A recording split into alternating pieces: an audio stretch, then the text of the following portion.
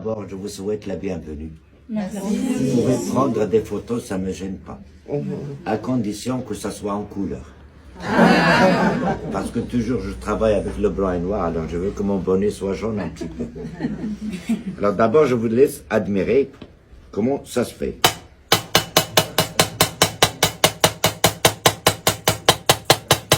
Parce que là, c'est une spécialité qui se fait seulement à Meknès, il n'y a pas ailleurs. Et c'est ça ce qu'on appelle la damasquinerie. C'est du fer forgé, incrusté en fil d'argent. Toute la déco que vous voyez là-dessus, c'est avec le fil d'argent. Mais comment on arrive à faire une pièce noire comme ça, toute lisse là? Pour y toucher, s'il vous plaît, c'est lisse. De loin, pour vous dire que c'est de la peinture. Oui. Mais en réalité, non. C'est pour ça que je ne laisse pas les Chinois prendre des photos. Sinon, ils vont faire la copie. Je ne suis pas contre eux, c'est des travailleurs. Mais ils ont tout copié. La seule chose qu'ils n'ont pas pu copier, c'est les petits pains de chocolat français.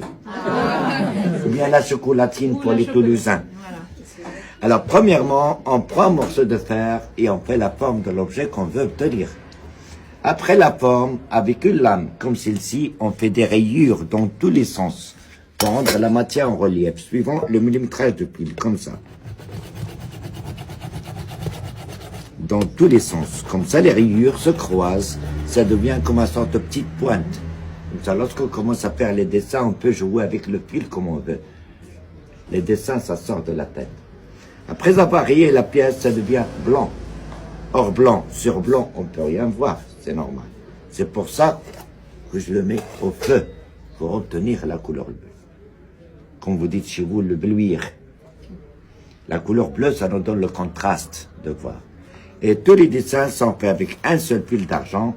Et calé de ce petit marteau, on essaie de placer le motif à l'inspiration. Et le chargement, ça se fait un fil à côté de l'autre. Ce qui demande la vision et la précision. Heureusement que les carottes sont pas chères au Maroc. On y mange beaucoup. Et lorsque c'est fini chargé, ça passe une deuxième fois au feu.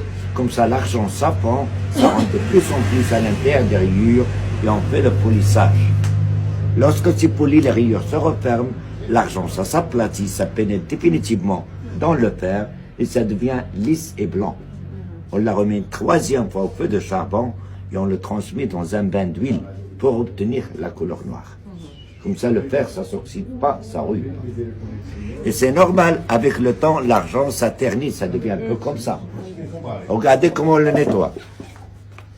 Eau et savon, et laine d'acier, le tampon Jex, que tout le monde connaît. Regardez, ça prouve que l'argent ne part pas et le noir ne part pas. Même si on le met à l'extérieur de la maison, dans un petit jardin, ça ne craint rien du tout. Regarde. 10 secondes. C'est pas fatigant pour les gazelles.